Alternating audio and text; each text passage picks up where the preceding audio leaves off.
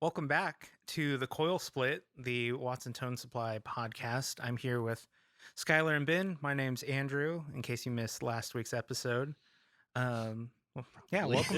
I mean, hey, it was the first episode, but the second episode, it's always the better episode. That's true. Maybe. I don't know. Well, see. I mean, technically, Empire was technically the second episode, and we all agree that. Oh Lord, we're not getting into sequels right now. Okay, all right, that's fair. That's fair. This is true. That's the exception, not the rule. Yeah, Very true. Unfortunately. yeah, fair point. So welcome back. Like we did last week, let's open up with the bench talk. What has been just on the bench? Oh Lord. Yeah. Back up. Back up. Yeah. So the bench is actually pretty chaotic right now, which is good. I like it. I like it when the bench has a lot of work going on. Yeah. Whenever the bench is empty, I start working on my own projects, which tends to be disastrous, both for my time, mental health, and financially. So I'm very thankful to be working on other people's gear right now.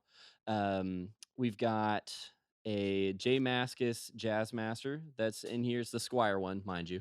I wish it was the Fender one so bad. See, same, but Well, I don't, because then I'd have to steal it. yeah, that's a good but- point. I think our client would be a little grumpy, so Yeah. it might be a good thing it's a Schuyler. Yeah. That guitar is sick in its own right. Those Schuyler ones often sell higher than retail, which is crazy.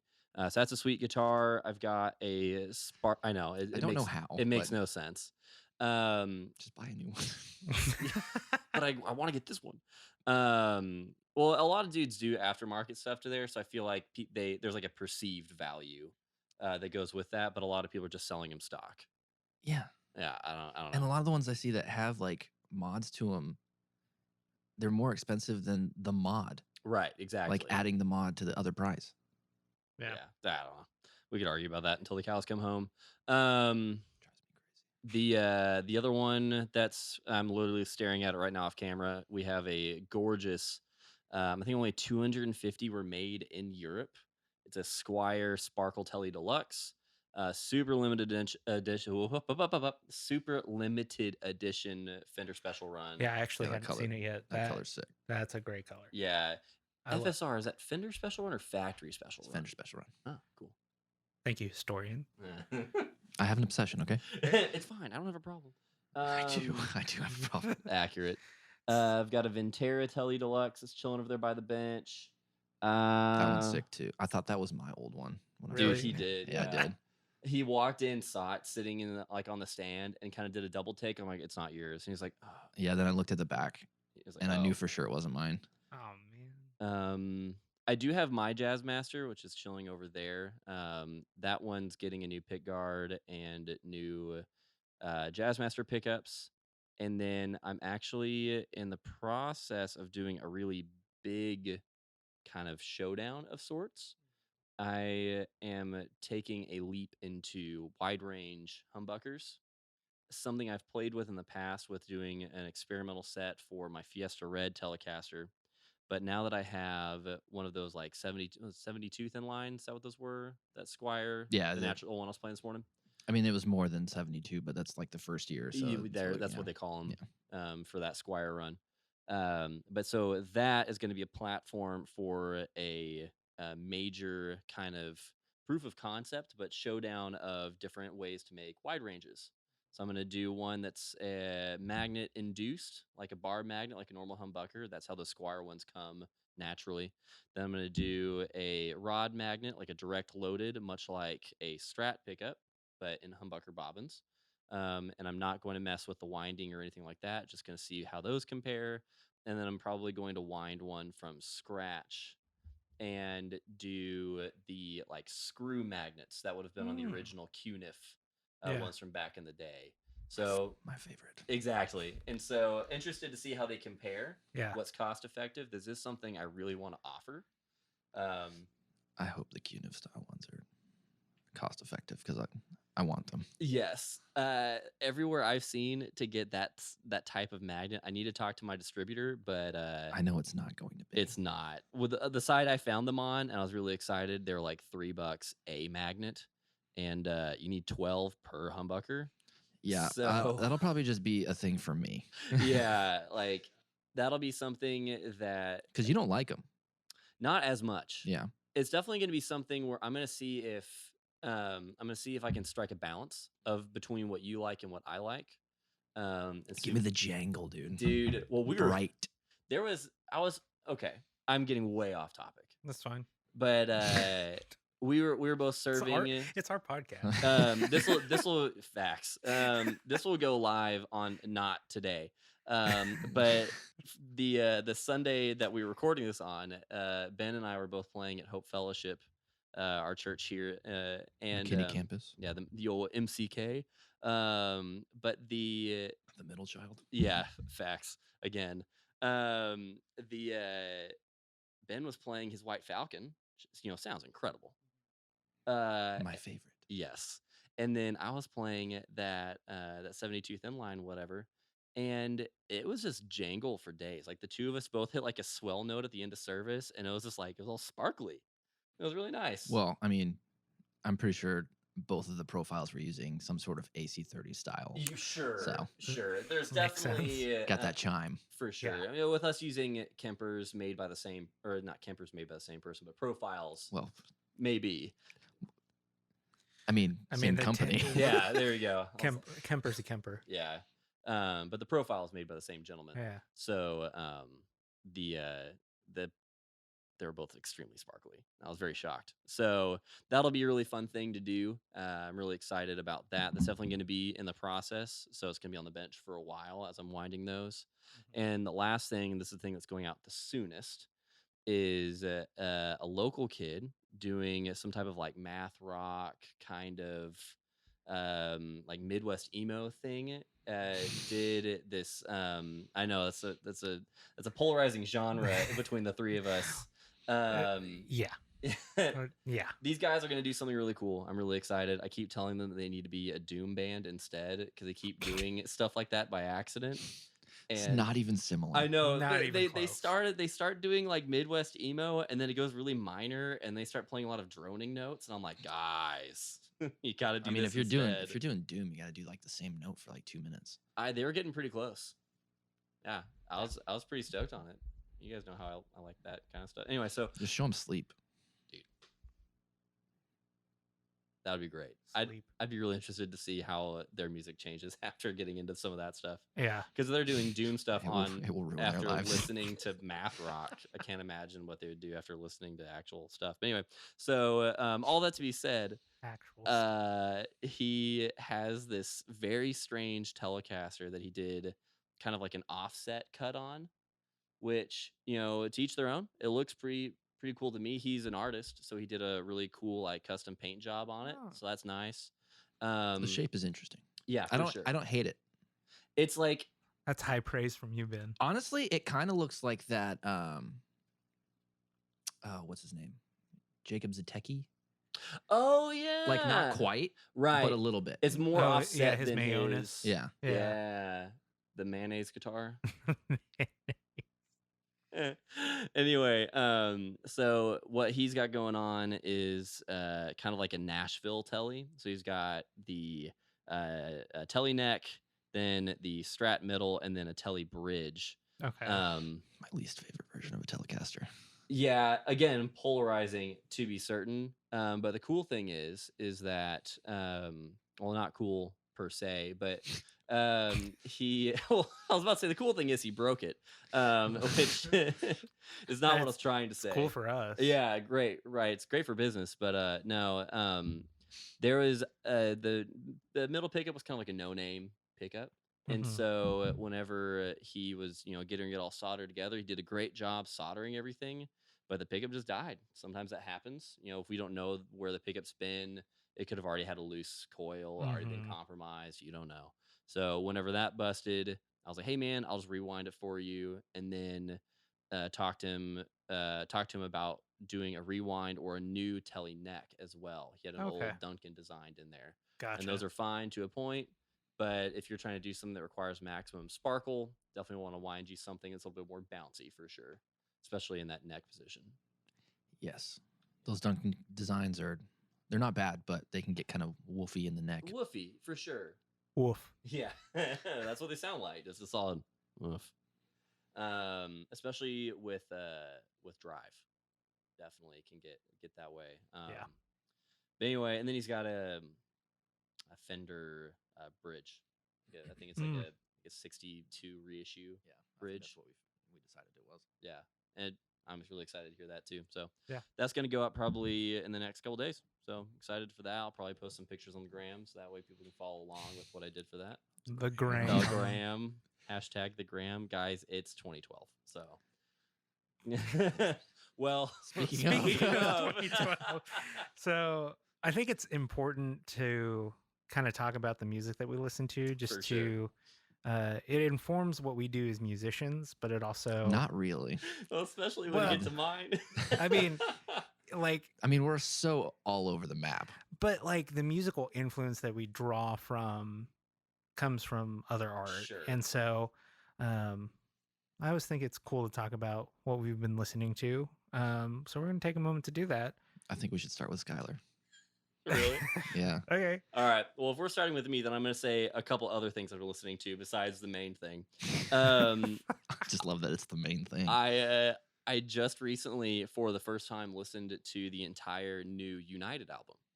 Hillsong Oh United. yeah. I- The one with Blown Away and stuff on it. Yeah. That's a good album. And so, because I know you Will's on that album, Yeah. and I knew that song really well. Mhm. And so there was The guitar part on that song's sick. dude, it's so cool, and it just goes like you're going the whole time. It's Yeah. a really good song for sure.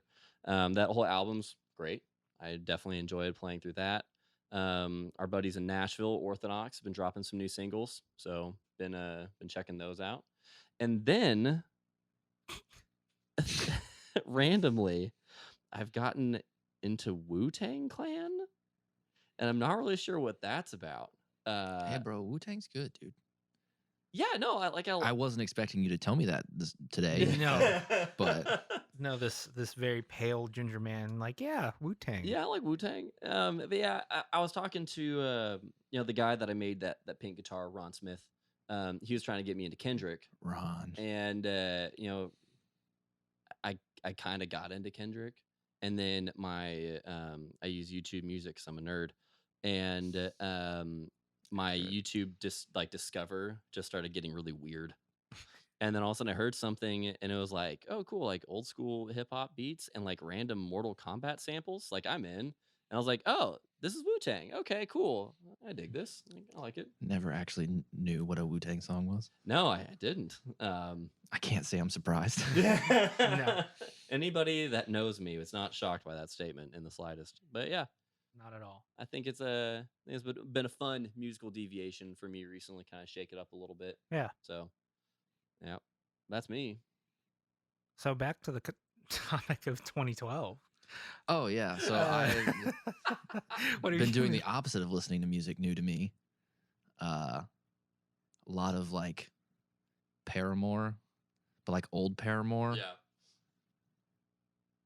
Yeah. So, stuff like that. I listened to 5 Score and 7 years ago again today. Oh, That album sounds amazing. Like the production on that album. Chef's Mhm. kiss. Dude, major chef's kiss. So good. But But yeah, the snare on Riot though. dude.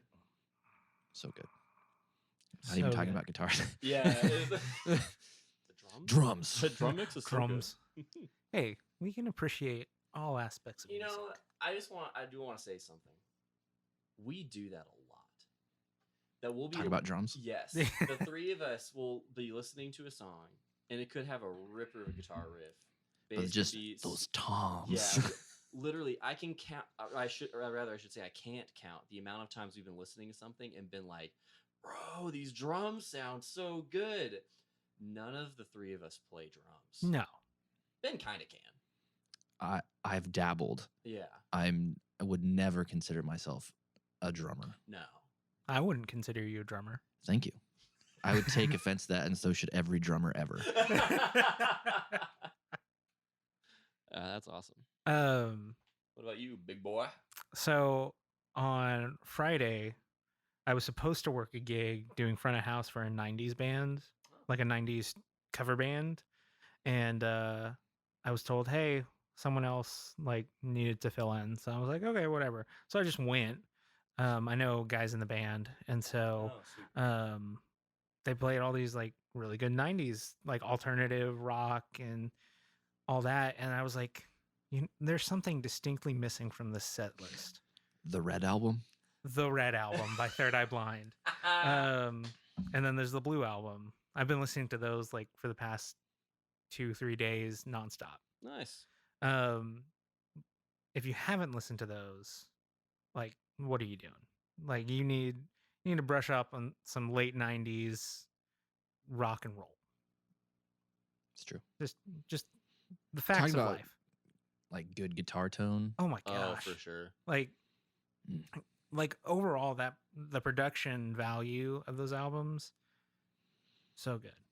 Yeah, we were talking about this last week, not on the podcast, but just before, how like after a certain point, like the production value has kind of gone like downhill. Yeah. Not like downhill, but everything like I feel like overproduced. not is even how I like feel. necessarily overproduced, just It's just like squashed. Yeah, compressed. because you had a lot of these engineers that used to be like the greats and still are the greats. Like one that comes to mind is Chris Lord-Alge. Just like everyone was like, I want his production work, and now it's like you have a lot of people producing their own stuff and like more, I guess, local based production stuff. And so I think with that plus, Which is fine. yeah, Yeah. which is fine. Like we support I mean, indie there's work for sure. I mean, there's still like things still sound good. yes, things do still sound good. But I think But this is also, it might just be like because that's what we grew up on. We were just used to that sound. Yeah. yes, it's entirely possible. Yeah, there is good indie stuff, but I feel like with the just expansion, because this really happened after the 2008 like economic crisis that hit. The recession. The recession. Thank you. Got you. Words. If you didn't know, just a child. if you didn't know, I was 10 years old at that point. But Schuyler is good with words. I'm not. That's why I'm hosting the podcast. Yeah, it makes sense, right? Yeah. Anyways, So you can learn. with the recession, I feel like a lot of people came away from that going more to the home studio type of vibe. And so I don't even necessarily think it's because it's a home studio, because I've heard like, oh, there's incredible home studio stuff. It's just I feel like the style of production had like the popular style of production has changed, so people want that more compressed sound. Well, so on that with compression, what do you Which think, sometimes I like it actually. right? Do you think that has something to do with the more digital age of music? Because we're having to already compress things down for digital media. Maybe, So, but like I don't know. If you really look at when now I'm nerding out. Yeah, here we go. We got so off topic. We got the We engineer really going. did. This is my fault. Yeah. So by day, I'm an audio engineer. If you didn't know, By night, he's also An audio engineer. As I have the headphones and I'm staring at Pro Tools. Also, last night. True, I was working last night, and this morning, and all the time. I work all the time. Anyway, Keep going. so in like the late '90s, you saw something come about called the Sound Wars, where everybody was trying to get their music louder, and the way you do that is you Make it get good. it louder, compress it down, normalize it, boost it again, and so what you get are like these square waved files. So it removes a lot of the dynamic range, but it makes your song louder. And so and and people like loud. Louder is better. Yeah. and so the idea behind that is, well, if I'm listening to stuff like in a restaurant or just on any form of playlist, something that's louder sticks out more and you get noticed and Yeah, that makes you sense. get more plays. But with that, you do reduce that dynamic range, which in music, dynamics are everything. Yeah. And so when you remove that, then you get just a lot of the same energy. And I feel like energy could be felt better in some of the older stuff. Now, granted, like you were talking about Orthodox, like just rip your face off type energy being produced. And I'm sure like there's plenty of other modern production. And so with the Sound Wars and a whole lot of other elements, I feel like music production has changed a lot in the past 15, 20 years. So I think there's also a knowledge that comes with it too. Yeah. I think that's been, I know a lot of the old heads are still producing and doing stuff like that. So old heads. I've used that term before. I know, it's still just old heads. Yeah. Next thing you know, he's gonna start calling people normies. I think I've referred to myself as a normie a couple times. Well, you are a normie. Anyways, next subject. Yeah, so that's what we've been listening to lately.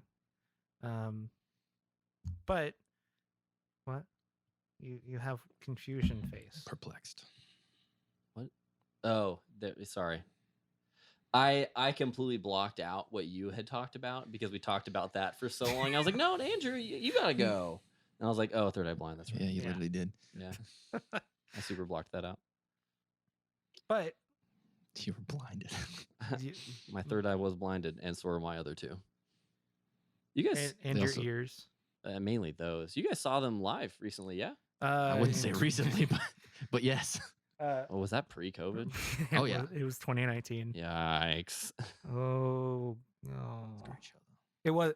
I think Ben, you would agree. It's probably one of the best live shows I've ever. For sure, one of the best live shows, and honestly, it might be the best sounding outside. Oh my gosh, yeah, dude, they know how to mix there. The Toyota Music Factory, like, because there's other venues in the area that I won't say that are indoor outdoor that sound awful. But Toyota Music Factory, they figured something out for sure. So yeah, whoever the Third Eye Blind's engineer was killed it. Yeah, and we just saw, my wife and I just saw Bon Iver, and I mean it was incredible. Yeah, it sounded so sick. So and it was there. That was the connection point, just to make sure everyone's following along with me. I forgot it was there, honestly. Yeah, you're like, why does this matter? I was like, okay, yeah, cool, dude. Cool. Anyways, that's our musical tastes as of late. Woo. That will change. Yeah. Tomorrow. So moving on, Schuyler mentioned this on last week's podcast, but we kind of wanted to hit up some guitar stories that. I should probably go get that. Yeah, you should. Exits. Just stories of things that have come through the shop that are just very interesting, have cool stories to them, and I just think are worth sharing the story of.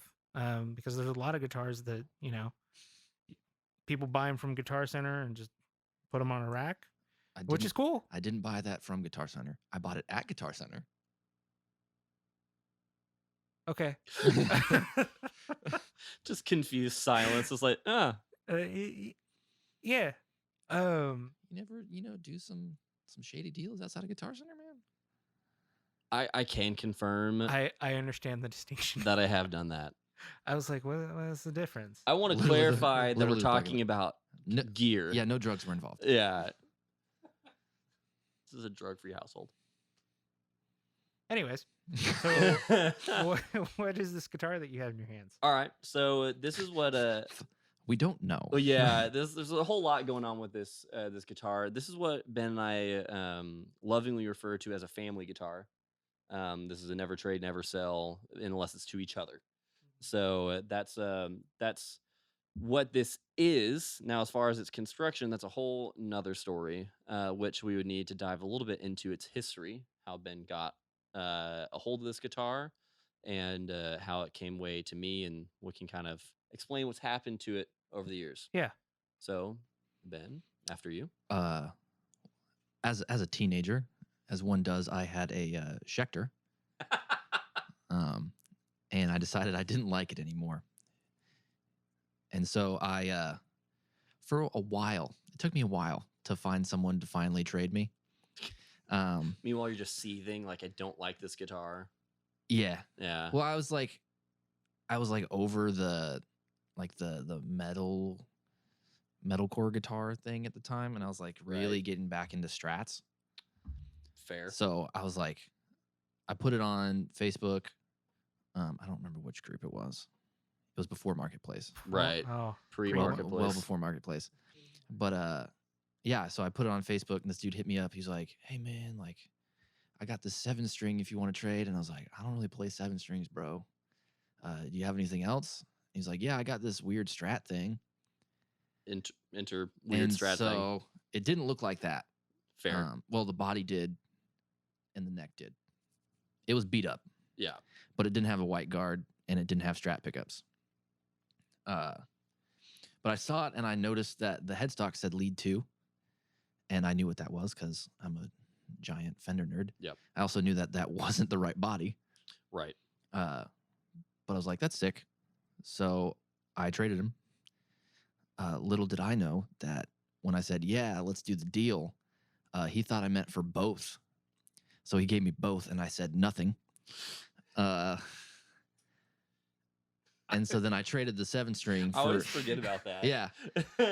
Yeah, he handed me the Strat first. He's like, let me get the other one. And I was like, the other one? In my head, not out loud. You're a smart man. Yeah. So I let him give it to me. a businessman. Yeah. And then I ended up trading the 7-string for a guitar that we will feature on something else. Yes. That now belongs to Andrew. Yes. But That's anyway, for sure. so a had different it- story. it originally came with EMGs. I still have those. Yeah, they're kicking around here somewhere. Mm-hmm. And I don't know what the body is. If it's definitely like swamp ash. We've supposed it's It might be a 70s body like a because 70s the hardtail. swamp ash and the hardtail. Mm-hmm. But it might be some random like custom body. I like to think that it's a 70s body, Right. but I also don't like to think it's a 70s body because someone cut a hole in the back Makes us sad. to fit the battery for the EMGs. Yeah. Oh, yeah. And aforementioned. the EMGs sounded like hot garbage. Oh yeah. So I was like, Schuyler, please take these out. Yeah. Do something good with this. And so, But eventually I traded it to him for, I don't remember what I was trading. I remember. Oh, he remembers. Was it the Cabernita? It was a Cabernita. Yeah. So one day. Which I ended up trading. Anyway. Yes, exactly. Well, that was the thing. Oh, that's why. Yes, that was why. So what Ben and I have a long history of doing, and this will become extremely evident to everybody, is getting in binds where we need something, and it's typically a guitar that we don't actually need, but Hey, no, we never say that. We need it. We've been looking for a guitar for a long time. It comes up. We don't have any like expendable dough that we can just throw at this dude. Like, so we offer trades, and those don't go I through. don't remember what I traded the Cabernita for. I don't remember either. But what I do remember is I had snagged I don't remember either. a Cabernita. It was in It might have been for cash, I think it was and it might have gone towards the White Falcon. no, because I was You don't think? I was still living in Allen, Oh yeah. so it would have been. You know what? I think I bought an AC30 with the money. That white AC30, It was that You're white AC30. right. and then I traded that. To And you keep my traded camper. that to, yeah, exactly. Or I sold it. I didn't trade it. Right. Oh, I forgot about that AC30. Yeah, it was here for a moment. And then It was. I it was really gone. didn't have it for very long. No. So this Cabernita, ended up buying that for a really good deal because it was kind of beat up. Mhm. Had some dings in it. It only had one of the Filtertrons, one of the Fidelatrons rather. They're same thing. Kind of. They just don't sound that great. So I ended up getting another Fidelatron to drop into it. Got it all ready to go. And then Ben was like, Camera just shut off. the camera just turned off. Stand by. All right, where were we? Cabernita. Cabernita, Fidelitron. Yeah. Oh yes, the new Fidelitron. Right. So with that, I ended up getting it ready. Ben said he needed some cash, didn't have anything that he really wanted to sell. Mm-hmm. And so he reached out to me. He was like, "Hey man, do you have anything that, you could trade me so I could sell that and get the cash?" And I had some plans for the Cabernita, but like nothing set in stone. Um, I lied. It wasn't for the AC30. It was for the Kemper. was it for the Kemper? Yeah. That would make sense. Yeah. I mean, either one. Because I already sold the AC30. I traded something. I traded something to get the AC30, to get the money for the AC30. Mm. This We is trade a lot of things. this is our life. Behind Andrew, you can see the frequency at which I trade instruments. Mine's gone down a lot. Yours has gone down a lot. I'm very proud of you. I went the opposite direction. At one point, Ben and I had about the same, and then he decreased his. But also, you bought a guitar that's probably worth about 6 of those. So, If not more. if not more, for sure. It's the best guitar in the world. He's It not is a lying. very nice guitar. It's incredible. But anyway, Want another one? don't need another one. Continue. So whenever I got this, like Ben said, it was beat up. It's still beat up. I haven't done anything to the body. The body and the neck are pretty much the same. So what ended up happening was, As he smashes it against the table. yeah, that was my watch, not the guitar. Okay. Sure. But anyway, so the first thing I did is I put in a set of boot Strat pickups in. They're a really sweet I brand. forgot about those. Yeah. They're hand wound. Honestly, they're the guys that inspired me to start my own pickups. They're really nice. They taught me a lot about being cool dudes with great customer service. So love those Those pickups guys. also sounded really good. Dude, Yes, they did. Those are in Chad's guitar? Chad's guitar. Yeah, might bring him on, talk about his guitar collection someday down the road. Cool dude. He also married one of Ben's sisters. So I got a lot of those. So 3. that's more than average. I don't argue. How many sisters do you have? 1. How many sisters do you have? One. Whoa. Statistics. Anyway, back to the guitar.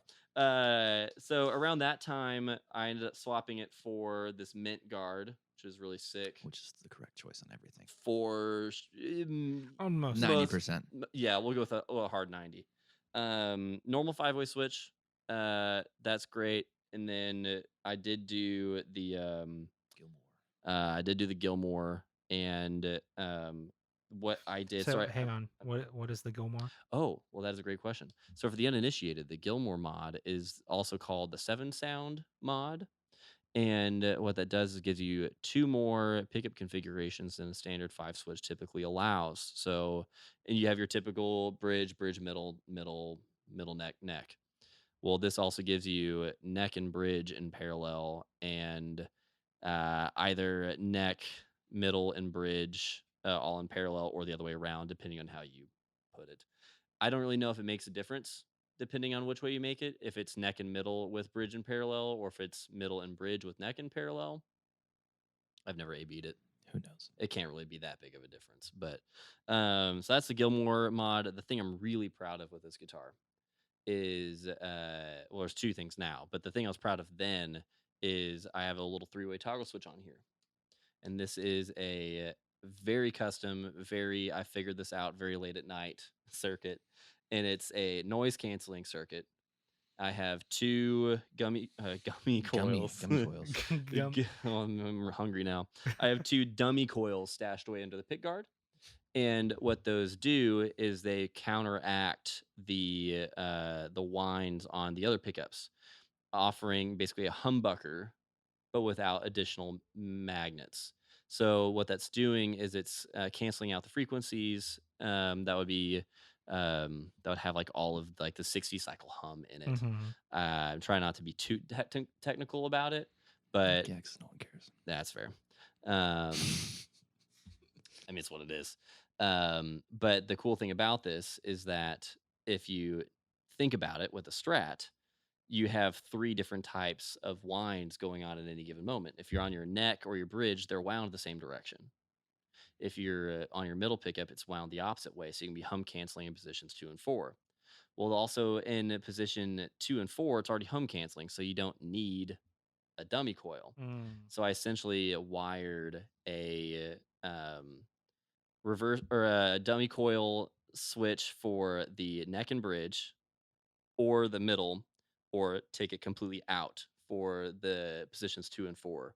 So if you're ever playing, really noisy Strat coils, live somewhere, The lights. the lights are really bad.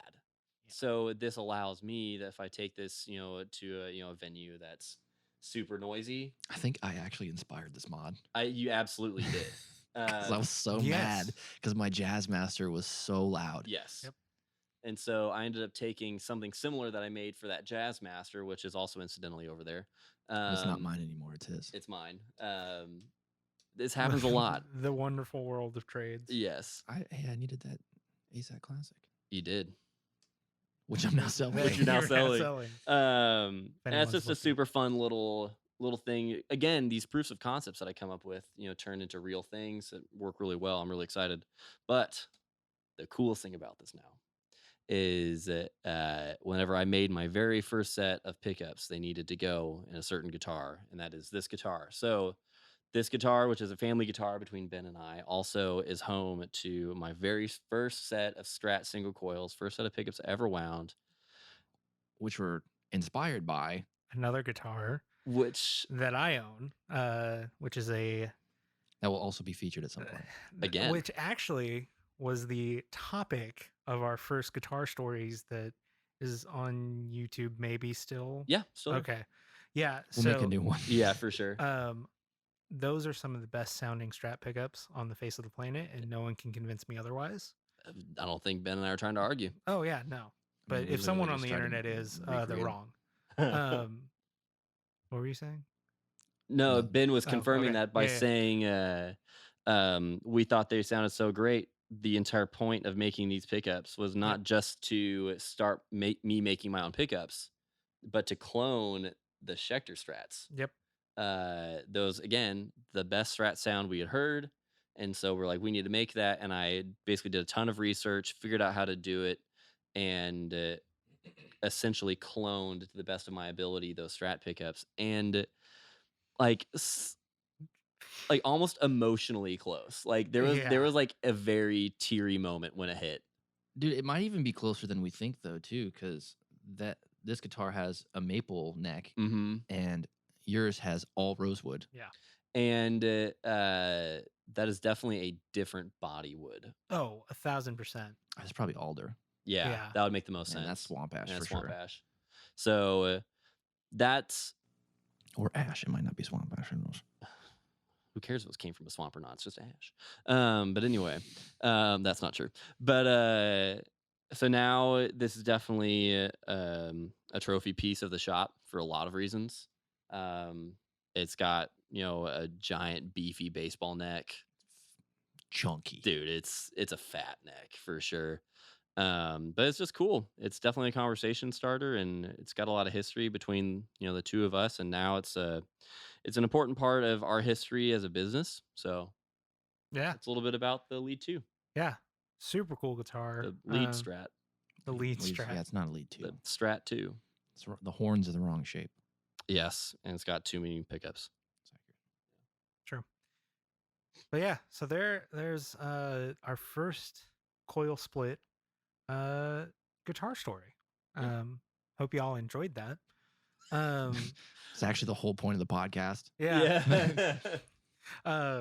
As it is taking up the bulk of this podcast. But yeah, so any other words on that Strat? No. Cool. We're painting it. Oh, yeah. At some point. Pink. Yeah, if you're just listening along and not watching, It's a horrible relic black. Yeah, It's very sad, and they didn't use grain filler, so It's horrible. It's pretty rough. Ben and I were talking actually about it will be pink. refins. We're gonna do shell pink on it, which is gonna look super sharp with that mint green guard. Mm. Oh man, it's gonna be so nice. We're excited. It's an experience. Oh, for sure. Well, cool. Yeah. So that will conclude this week's episode of the Coil Split. Like we've said I was about to say weeks prior, last week, in a week week prior. prior, a yeah, week prior. Follow us on all of the platforms that we're putting this out on. We're working on getting it on Spotify and Apple Podcasts and Google Podcasts and Yep. all of that. We'll let y'all know when we put that out there. for sure. But right now we got it on YouTube. Yep. So go subscribe to the Watson Tone Supply YouTube page. Follow us on Instagram. And let us know what you think about these podcasts. And let us know if you want to see anything. Nice. Yeah, 5-star. 5-star only. 5-star only. Yeah, just let us know what you want to see. And that is this week's episode of The Coil Split.